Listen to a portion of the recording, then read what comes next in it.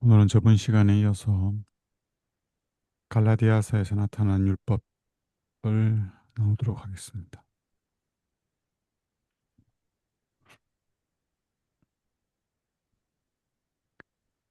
갈라디아서 3장 24절입니다. 이같이 율법이 우리를 그리스도에게로 인도하는 몽학 선생이 되어 우리로 하여금 믿음으로 말미암아 어렵다 함을 얻게 하려 함이니라. 이 말씀은 우리 교회사에 있어서도 굉장히 논쟁이 되어 왔던 말씀입니다. 그리스도께로 인도하는 몽학 선생이 되는 이 율법이 어떤 율법이냐? 의식법이냐? 도덕법이냐?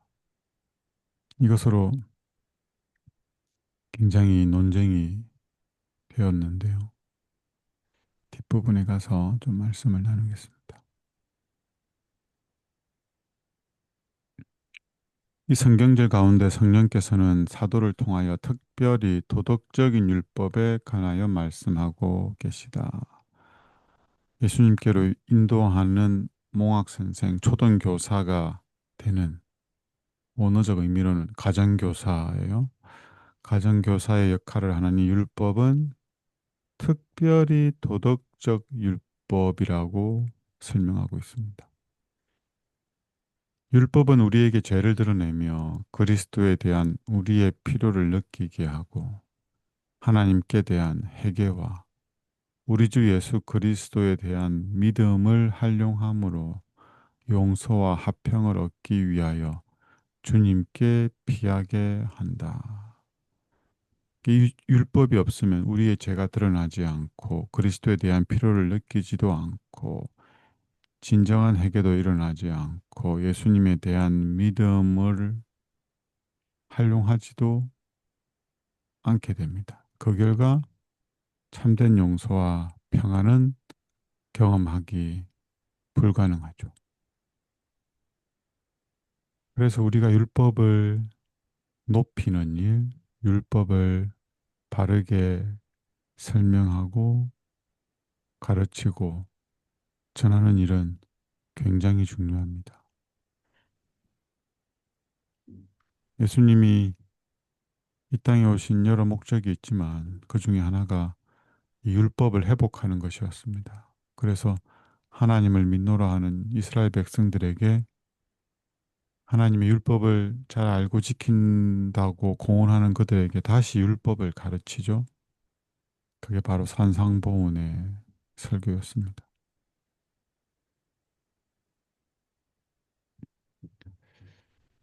선입관념을 굽히고 이 진리를 받아들이기를 꺼려하는 마음은 이 진리가 뭐죠? 앞에서 설명했던 말씀입니다. 갈라디아서 3장 24절의 이 말씀이 의식법을 포함한 도덕적 율법, 즉 십계명을 말한다는 것을 미니아폴리스 총회 때 존스와 와그너가 설교를 하게 되죠. 1888년도에 있었던 총회입니다. 올해 한국연합회 총회가 있잖아요. 그리고 대총회도 있었고 그 당시 대총회죠. 1888년에 있었던 그 대총회 때 그걸 이제 미네아폴리스에서 열렸기 때문에 미네아폴리스 총회라고 하는데 그때 존스와 와그너가 이 주제로 설교를 하게 됩니다.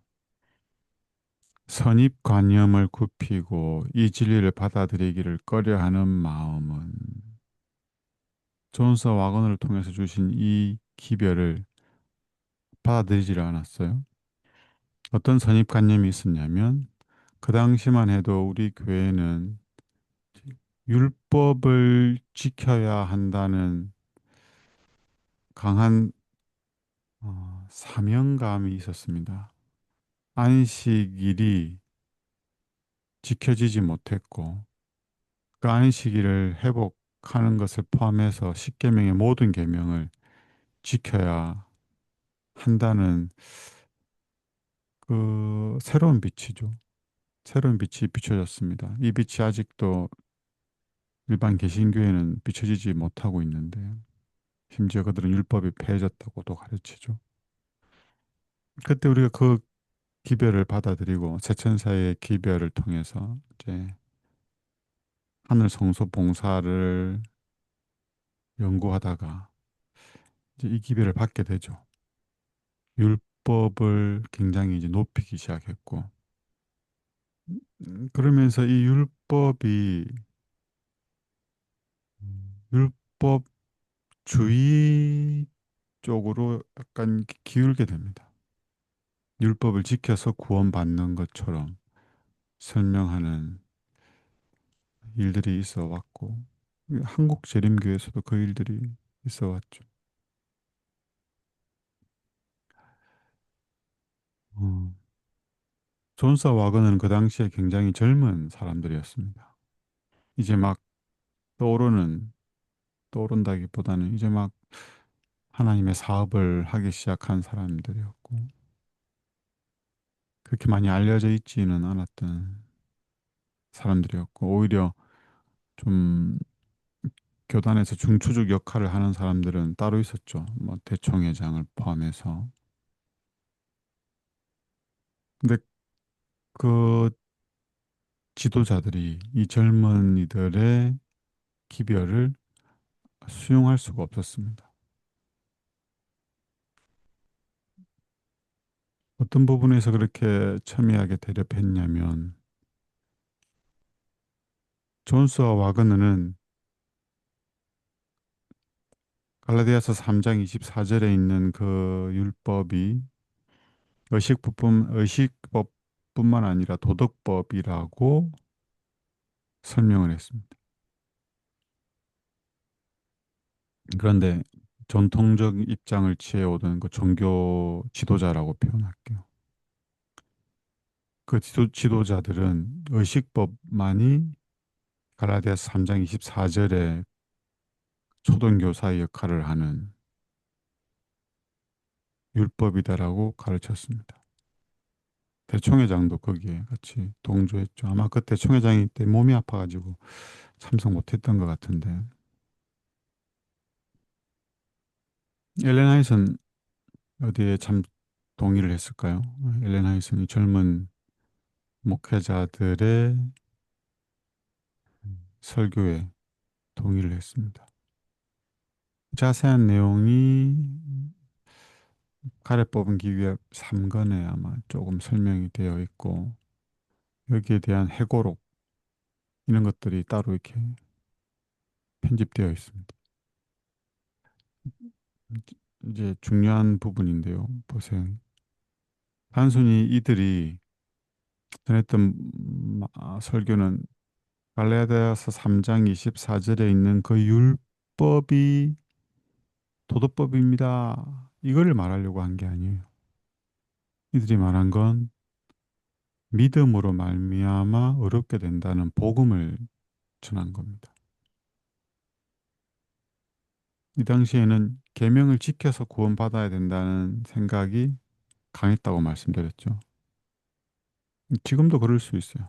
안식일 지켜야 된다는 안식일을 지키도록 해야 한다는 이 율법을 엄청 강조하는 뭐 안식일 잘 지키지도 않지만 유대인들처럼 안식일을 지키게 되는 거죠. 율법의 정신을 배제한 순종을 하게 되는데 그 당시에 하여튼 교회 기류가 그랬습니다. 근데 이 존스 와그너가 뭘 강조했냐면 믿음을 강조했습니다. 복음을 강조했고. 근데 이 기성 교인들은 율법에 대해서 굉장한 사명감을 가지고 있었기 때문에 그 복음이 높아지고 믿음이 강조되면 이 율법이 오히려 약해지고 율법을 준수하지 않게 될 거라는 염려가 있었던 것 같아요.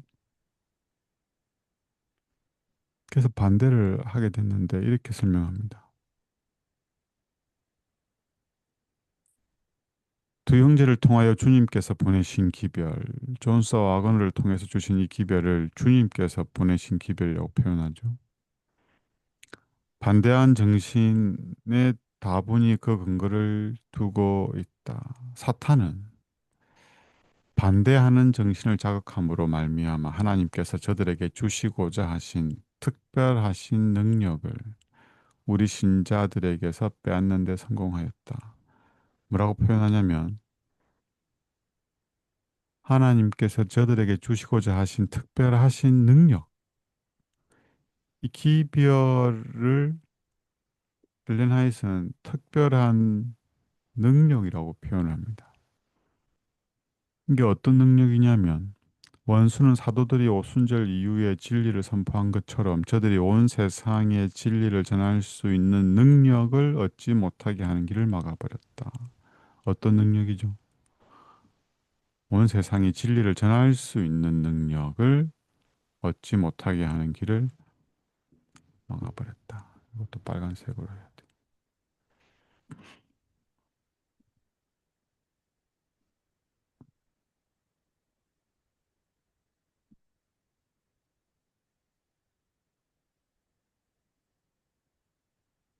이 능력이 어떤 능력이냐면 계시록 18장에 나오는 늦은 비 성령으로 말미암아 온 땅이 환해지는, 그래서 재림을 완전히 준비하도록 하는 그 기별을 말합니다.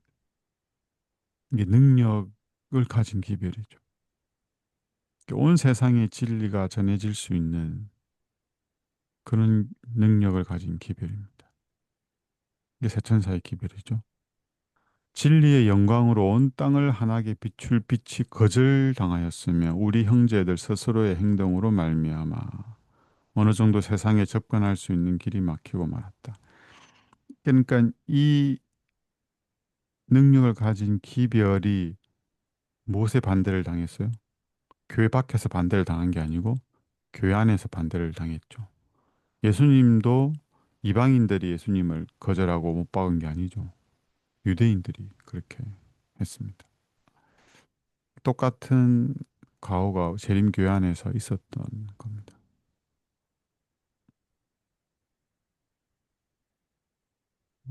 존스 와그너가 전했던 이 기별을 엘렌 하이슨 하나님께서 주신 기별이라고 말했고 이 기별이 받아들여지기만 하였다면 2년 안에 예수님이 재림했을 거라고 기록하고 있습니다. 굉장한 기별이죠.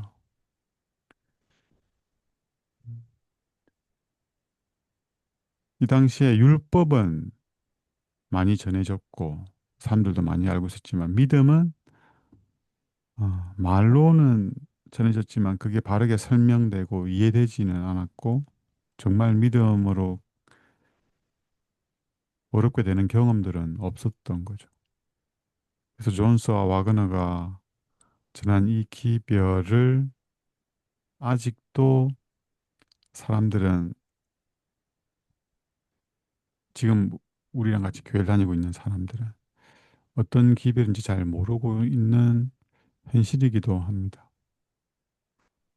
엘렌 하이트는 이들의 기별에 적극적으로 지지하고 동의를 하고 함께 집회도 하고 그렇게 했습니다. 음, 오늘은 여기까지만 살펴보겠습니다. 여러분 또한 관심을 가져보시고 이때 총회 때 미네아폴리스 총회 때 있었던 이 존스와 와그너의 기별이 어떤 기별인지는 남아있지는 않습니다. 그런데 이들이 쓴 책들이 있어요. 지도사에서는 출판되지 않았는데 복음 성경 만든 장로님이 음, 음, 무슨 출판사더라? 라스펠 출판사가 있어요. 복음 성경 만든 장로님이 만든 출판사인데 거기서 이분들이 쓴 책들이 좀 있습니다. 그것도 있고, 음, 재림 성경이나 채널에 가면 또 이들의 글들이 좀 있을 겁니다. 관심을 가지고 한번 보십시오. 미니애폴리스 총회 때 존스와 와그너가 말했던 기별들. 진짜 믿음으로 말미암는 의가 무엇인지. 진짜 믿음으로 말미암는 일을 바르게 하려면 뭘 알아야 될까요? 요걸 알아야 됩니다. 율법. 율법은 우리에게 죄를 드러내며라고 했잖아요. 그렇죠? 그래서 믿음으로 말미암는 의를 바르게 전하려면, 예수님을 바르게 전하려면 이 율법이 먼저 우리 안에서 높아져야 됩니다. 그 다음에 비로소 우리는 예수 그리스도를 바르게 설명할 수가 있게 됩니다. 예수님은 이 율법의 정죄에서 우리를 구원하는 거고, 이 율법을 순종할 수 있도록 우리를 구원하시는 분이기 때문에 이게 존스 와거너가 이걸 아주 균형 있게 잘 전했던 거죠. 이 말씀을 기억하시면서 오늘도 개인적으로 말씀을 또 보고 연구하고 그렇게 되면 좋겠습니다.